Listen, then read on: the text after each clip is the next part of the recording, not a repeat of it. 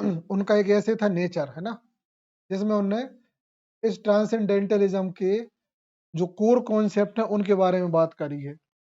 जहां तक हमें याद आ रहा है, इसमें उनने जो मतलब युग परिवर्तन है उसके बारे में बताया है कि नेचर उस पॉइंट ऑफ व्यू से कैसे इंपॉर्टेंट है। हमने पढ़ा है ये nature. It emphasize intuition, individualism. यह एक संस्थागत, व्यक्तिगत, है ना, चीजों को भी बताता है। And inherent goodness of nature, और प्रकृति की अच्छाई को आगे लेके आया है, और मानवता को भी, है ना। Argue the humans can find spiritual truth and self discovery through communion with nature. इसके साथ ही साथ ये मानव के आध्यात्मिक सच और जो सेल्फ डिस्कवरी, उसकी खोज, उसके बारे में भी मतलब नेचर के साथ ये बात करी गई है। किस में, पैसे में, नेचर में ना। ट्रांसेंडेंटल क्लब का मतलब ये है कि उस समय क्लब चलते ही थे। अच्छा, क्लबों से याद आया, कुछ एक्स्ट्रा इन्फॉर्मेशन समझ लो। Angry young man club, Kit Kat club, है ना, और हाँ, स्पेक्टेटर क्लब, ये क्लब्स थे। अच्छा, क्लब कैसे थे? ये कोई दुकान वो नहीं थे कि चाय के कॉफी के वो हो। क्लब मतलब ये लोगों का ग्रुप होता था इस टाइप के, एक सी फीलिंग वाले। देखो, अपन ने आखिरी स्लाइड भी जो खत्म करी थी वो एक से किसी थॉट पे खत्म करी थी कि सिमिलर थिंकिंग वाले मिल जाते हैं। तो ये क्लब उसी हिसाब से बनते थे कि ये सब जो सिमिलर थॉट सोच के लोग होते थे, ये लोग मिल जाते थे, और उसके बाद फिर इनकी आर्गुमेंट चलते थे। हाँ, वो भी ऐसे मिले। तो सीधी बात ये है कि मंडली रहती है, ठीक है। आज जैसे हमारी बता दें, तो हमारी लिटरेचर वालों की मंडली है, ठीक है। हमारे मित्र मंडली में जो दो और हमारे हमारे अलावा दो मेंबर और हैं, तो वो भी इसी फील्ड के हैं कि हमारी फिर बहसें खत्म नहीं होती, है ना। तो एक से बढ़ के एक वाली कहानी बन जाती है, ठीक। तो सेम चीज वही। तो इमर्सन इस क्लब के फाउंडिंग मेंबर थे, है ना, और माइंडेड थिंकर्स थे ये लोग। ये पॉइंट याद रखना, माइंडेड थिंकर, सोचने वाले लोग। इसके अलावा अच्छा, लोग कौन थे, है ना, एच डी थोरो, मार्गरेट फुलर, एमोस ब्रॉनसन एलकॉट। नाम, दो नाम और याद रखना, मार्गरेट फुलर, ठीक। मार्गरेट फुलर से हमें मार्गरेट एटवुड याद आ गए, एटवुड याद आ जाती है, फेमस राइटर है, ठीक है। एक और है मॉड बोटकिन, एम से मार्गरेट से याद आ जाता है। मॉड बोटकिन हमसे भी यंग है, राइटर है, हमसे भी एज में कम है, लेकिन उनने क्रिटिसिज्म में बहुत काम किया है। अभी है, जिंदा है, अभी तो नहीं है। Canadian writer.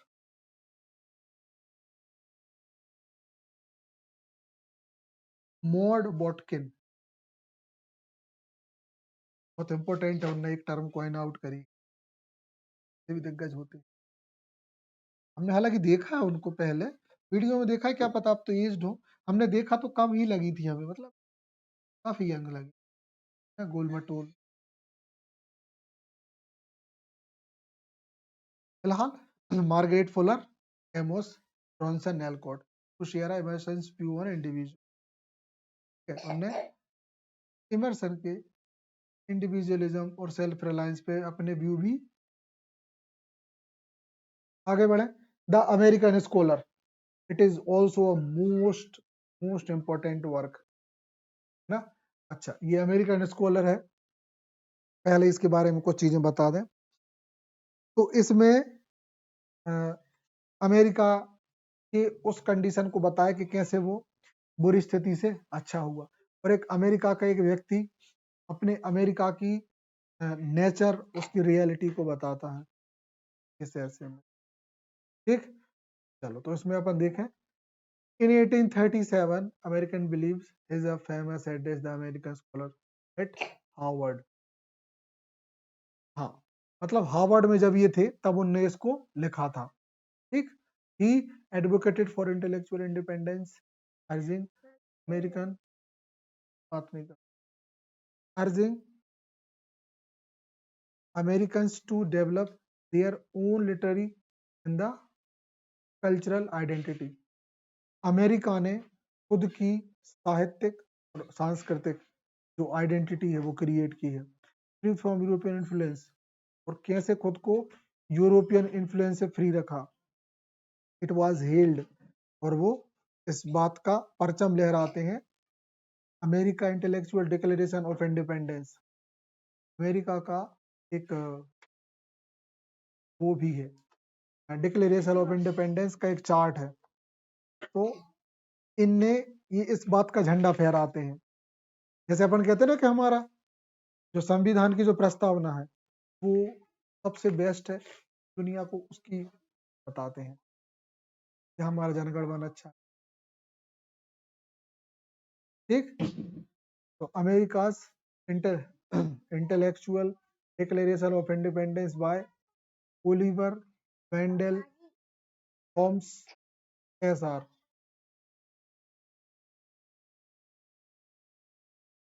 इसको लिखने वाले कौन थे? ओलिवर वेंडल होम्स, है ना। एसआर मतलब होता है सीनियर, का मतलब होता है कि इनसे पहले इसी नाम का एक और व्यक्ति रहा है। तुम्हें याद होगा मार्टिन लूथर किंग, उसके बाद उनके पीछे लगता था जूनियर। अब भी पढ़ा था हमने, मार्टिन लूथर प्रोटेस्टेंट सत्याग्रह वाला जो पढ़ रहे थे ना स्लाइड, ठीक, ये कहानी फिलोसफिकल। ठीक, चलो पहली बात है ना कि इंडिविजुअल इंट्यूशन, सीधी बात, खुद पे व्यक्तिगत व्यक्ति पे इनने ज्यादा जोर दिया, ठीक है ना। साइड ऑफ सोशल नॉर्म्स, मतलब समाज से हटके इनने खुद पे ज्यादा जोर दिया। नॉन कन्फर्मिटी, है ना, ये वही है। एक नॉन कन्फर्मिटी मतलब अनिश्चितता। एक तो होता है कन्फर्म, कन्फर्मिटी, कन्फर्म निश्चित, और निश्चितता, है ना। नॉन कन्फर्मिटी मतलब निश्चितता। And trust one own judgment, अपने खुद के उस एक जजमेंट पे इनको विश्वास होता था, है ना। ओवर सोसाइटल एक्सपेक्टेशन, समाज के आकांक्षाओं से ऊपर, सोसाइटल एक्सपेक्टेशन सामाजिक जो आकांक्षाएं होती है ना उनसे ऊपर। कहने का मतलब ये इस बात विश्वास रखते थे, दुनिया बोल भले कुछ भी बोले कि अरे तेरे से नहीं होगा, ये इस बात विश्वास नहीं मुझसे होगा, होगा, दैट्स इट, है ना। ट्रस्ट दाई सेल्फ, ये खुद पे विश्वास करो। एवरी हार्ट, प्रत्येक हार्ट वाइब्रेट्स, वाइब्रेट होता है टू द आयरन स्ट्रिंग, एक स्प्रिंग के जैसे, आयरन लोहे का जो स्प्रिंग होता है उसके जैसा। कैप्चर्स दिस बिलीव, इस बिलीव को ही वो कैप्चर करते हैं। फिर oversold, oversold he believe the universal divine spirit. Oversold मतलब यूनिवर्सल और डिवाइन स्पिरिट पे विश्वास करते थे, अपनी भाषा में कहें परम पिता। Connecting all being and nature, जिससे सारी चीजें जुड़ी हैं, एक परम पिता है, नेचर और इंसान सब जुड़ा हुआ है। Individual could access higher truth through intuition, हर एक व्यक्तिगत व्यक्ति उससे जुड़ सकता है, उस हायर अथॉरिटी से। A direct connection to this universal spirit, उससे हमारा डायरेक्ट कनेक्शन बना सकता है। ये जो इसकी बात है ये हमारा बिलीव है, मतलब हम इस बिलीव को, ओवरसोल टेक्निक को ही विश्वास करते हैं। हर किसी को करना चाहिए, लेकिन अपन किसी पे थोप नहीं सकते, क्योंकि ईश्वर ज्यादा नहीं होते, ईश्वर एक ही होता, बस लोगों ने शौक पाल लिए हैं। Then nature as a teacher, बिल्कुल करेक्ट, प्रकृति टीचर है जो हमें सिखाती है चीजें। Nature offered moral and spiritual lesson by immersing oneself in nature. One could foster self-discovery and understand the interconnectedness of all things.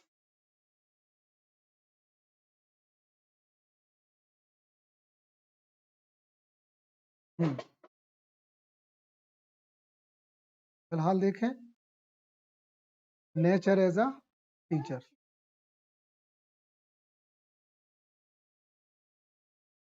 Nature offered moral and spiritual lesson. सही है, प्रकृति हमें मोरल और स्पिरिचुअल लेसन ऑफर करती है, हमें देती है कि भाई सीखो मेरी इन बातों से। बाय इमर्जिंग वन सेल्फ, जो चीजें कहाँ नेचर में खुद उपजती हैं। One could foster self discovery, यदि कोई एक बार खुद से पता करने की कोशिश करे and understand the interconnection of all things, ये सोचे कि कैसे हम सारी चीजों से कनेक्टेड हैं। और ये बात इंसान को समझनी ही चाहिए। अगर कोई इंसान ये नहीं समझ पा रहा कि वो कैसे दूसरों से लिंक्ड है, तो वो कभी अच्छा काम तो नहीं कर पाएगा। ऐसे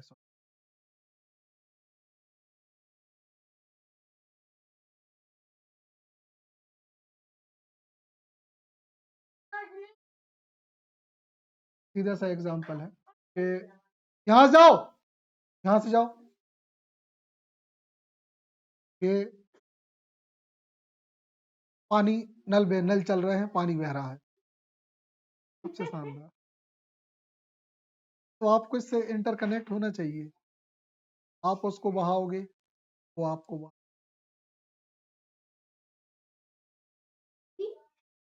समझ गए ना, जैसे को तैसा। आप हद से ज्यादा अननेसेसरी बिजली जलाओगे, जिस दिन ऐसा आएगा जिस दिन आपको सबसे ज्यादा जरूरत होगी, उस दिन वो आपके पास नहीं। नेचर का गेम है, और आप क्या ही कर सकते हैं। जितने नाटक आप खुद करोगे ना, उतना आपके साथ होगा। तो आप सोचोगे अरे इतनी बिजली आ रही है और मीटर चल नहीं रहा है, चलन दो, चलन न दो, फर्क पड़ता है। सोचते हैं ये चीजें, बहुत सोचते हैं। इस नेचर में जितनी भी चीजें हैं ना, सब बचाने के, हम रात में लाइट पूरे बुझा देते हैं, तो बुझाना चाहिए, कर्तव्य है लाइट, अपने अपने ड्यूटी बनती है नेचर को, तो रिसोर्सेज को बचाने की। दुनिया नहीं बचा रही, हम तो बचाएंगे। दुनिया रद्दी है, हम तो नहीं है। और जिस दिन हम नहीं करते ना गलत, तो अपने लिए कब वो आफत नहीं बनती। देखो हमें कितना अच्छा भगवान सोचता है, हम लाइट बर्बाद नहीं करते, तो हम कितने भी बुरे से बुरे गांव में चले जाए, हमें हमें गाड़ी चार्ज करने के लिए व्यवस्था, बहुत अच्छी व्यवस्था मिली, जहाँ गाड़ी सिक्योर रहती है, तो अच्छे से रख पाते हैं। अब लोग कहें कि तुम्हारे साथ ये अच्छा किस वजह से हो रहा, तो हमें पता है कि हमने बिजली की कदर करते हैं भाई हम, तो हमें वो घर भी अच्छा मिलता है, वहाँ कनेक्शन भी अच्छे मिलते हैं। वो लोग ऐसी जगह पे लगाते जहाँ ताला डाल के रखते हैं, बोले भैया आपकी गाड़ी सुरक्षित रहेगी। कोई किसी के लिए क्यों करे, कोई नहीं, नेचर करता है भाई आपके लिए। आप अच्छा करोगे अच्छा होगा। नहीं, जैसे 5-10 रुपए की, 5-10 रुपए की कितनी होगी। देखो हमारे घर में कूलर चलता नहीं है, पंखा रात में चलेगा, है ना, टीवी ये लोग देखेंगे घंटे दो। अब क्या बचा, कुछ नहीं। गाड़ी होनी है चार्ज, गाड़ी कितनी ही होगी, 5 रुपए की बिजली खाती है। बिना गाड़ी के हमारी यूनिट कितनी होती थी, 30 यूनिट खर्च, 100 में से 100 यूनिट तक 100 रुपए होता है, तो 100 यूनिट तक हमारी 30 यूनिट खर्च होती थी। गाड़ी चार्ज करते हैं ना आप, तो अब मुश्किल से खर्च होती है 80 यूनिट, क्योंकि 20 यूनिट रिजर्व में है, मतलब बचत में। तरीके हैं। गर्मी में भी हमारे ज़्यादा खर्च नहीं होते क्योंकि हम एक नया शौक पाल लेते हैं, ऊपर वाले कम वहाँ पहुँच के और नेचुरल हवा में। हाँ, वो बेस्ट ये है भाई, नेचर की गोद में आप रहोगे ना, नेचर से बेस्ट कुछ नहीं है, कभी नहीं आती। तो रियल नींद ही होती है। हो गया? तो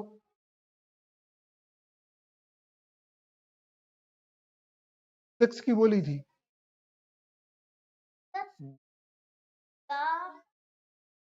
जल्दी जल्दी बोलो और 86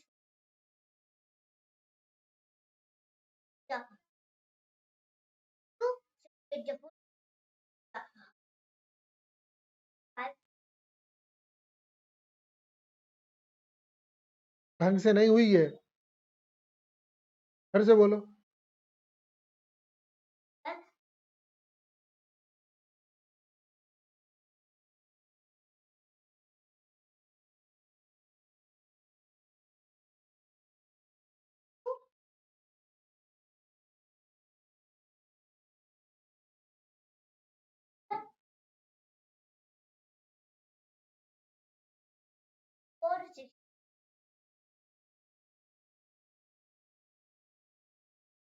अब भी करो और सुनाओ।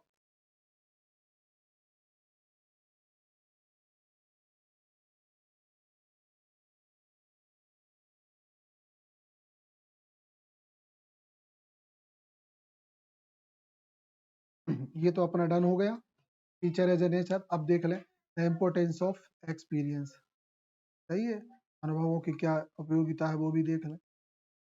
Immersion value direct experience and intuition over traditional knowledge and dogma, है ना। मतलब हमारा जो पुराना ज्ञान है और हमने जो चीजें स्ट्रगल से, है ना, अपनी अड़ी से जीती हैं, तो उनका महत्व होता है। अड़ी से मतलब ये नहीं कि अड़ी गलत चीजों में नहीं की जाती, अड़ी सही चीजों में भी होती है ना। और अक्सर अक्सर सही चीजों में अड़ी करनी पड़ती है। घर वालों को तो कई बार दुनियादारी को चीजें नहीं आती समझ में, तो अड़ के ही करना पड़ता है ना। तो बहुत सारी चीजें ही एनकरेजेस। हाँ, तो ये ना, he encourage individuals to trust their own perception and insight. मतलब वो इनकरेज करते हैं individual trust, their own perspective, perception and the insight. खुद के अंतरात्मा की आवाज और खुद के नजरिए को इम्पोर्टेंट देने की बात करते हैं। Rejecting the blind acceptance of authority, और जो अथॉरिटी है उसको, उस पे आंख बंद करके विश्वास करने की बात को वो मना करते हैं। हालांकि ये तो भाई, ये बात अभी ऐसे समझ में नहीं आएगी। सेल्फ रिलायंस अभी पढ़ा है कहीं तो समझ पाओगी कि, अभी रुको, कि जो सेल्फ रिलायंस है ना, वो इंडिविजुअल की बात करता है और इस बात की बात करता है, उसमें ये बताया गया है कि हम, दुनिया जो कहती है हर चीज में ये करो वो करो, अरे भाई कभी अपने मन की भी सुनना चाहिए। हाँ, ज्यादा हर किसी की नहीं मानो। बिल्कुल, अगर आप सोचते हो कि हर चीज में लोगों की मानो, तो दुनिया में आपसे मूर्ख कोई नहीं। कहने का मतलब ये है कि कोई भी विचार का जन्म आपसे होना जरूर चाहिए, कुछ डिसीजन आपके उससे जनरेट होने जरूर चाहिए। हम मानते हैं अनुभवी लोगों से सीखो, लेकिन विचार आपसे जनरेट भी होना चाहिए।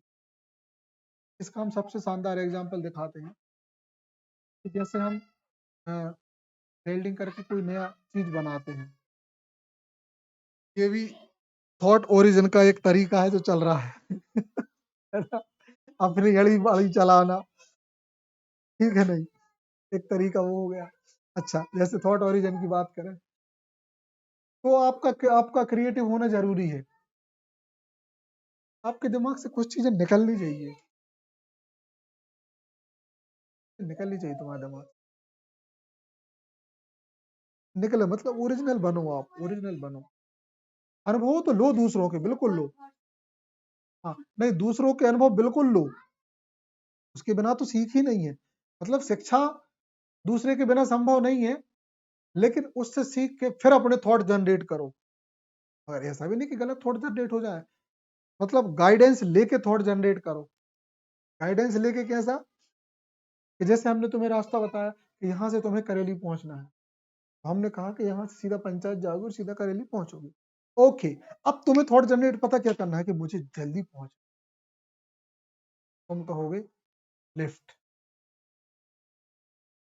हो गया उपा जनरेट। अब ये हमारा वो है अनुभव, ठीक है, तो हर चीज में होना चाहिए, कल ध्यान रखना, ठीक।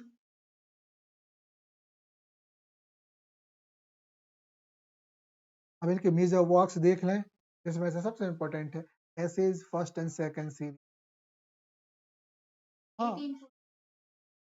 नहीं, ये टाइम उस टाइम का है, इनके ऐसे हम बता दे रहे, इनके ऐसे नाम से, बिल्कुल। और जो इनके ऐसे जो होते थे ना, वो उनके टाइटल होते थे प्रॉपर, हमारे सामने जो टाइटल है। तो पहले फर्स्ट सीरीज में कौन कौन छपे हम वो देख लें। 1841 में जो ऐसे छपे, उसमें है ना, सॉलिडिफाइड इमर्सन, फिलोसफी, स्टांस की एसेज इंक्लूड। तो इनके जो पहले सॉलिडिफाई, मजबूती से बना, फिलोसफिकल इंस्टांस, उनके जो दार्शनिक कदम थे, की ऐसे इंक्लूडिंग सेल्फ रियलाइज पहला, दूसरा है ना कंपनसेशन और द ओवरसोल, ये भी हमने पढ़ा है, and circles which explore the को ट्रांसेंडेंटलिस्ट प्रिंसिपल। ओके, फिर देख लें सेकंड सीरीज में, ऐसे second series 1844 further develop theme of individualism. अब इनने इंडिविजुअलिज्म से थोड़े से अलग थीम ली, नेचर एंड सोसाइटल क्रिटिक, जिसमें इनने प्रकृति और समाज को क्रिटिसाइज किया है। इट इंक्लूड द पोएट, एक बार experience, politics, offering insightful commentary and social and political issue का उस समय का, एंड एंड्यूरिंग इम्पैक्ट इमर्सन ऐसे become corner stone of American literature. Corner stone मतलब वो होता है, मतलब किसी भी चीज का किनार का पत्थर जो टूटता नहीं है। Influencing philosophical and the cultural discourse of generation. They continue to study and admired for their profound insight and the poetic prose. कहने का मतलब इनने जो अपने कल्चर को, उससे ये प्रभावित हुए और इनने उसको मतलब आगे बढ़ाने का काम किया। They continue to be study, और इनने लगातार उसकी पढ़ाई करें, admire for their profound insight, और इस बात को इनने माना कि उसके अंदर जो सच्चाई है इनके कल्चर में ना, और उसको एंड पोएटिक प्रोज और उनके जो साहित्य है उस समय का की कदर करी, क्योंकि इनका जो कल्चर है वो, मतलब जो क्या बोलते हैं उनको,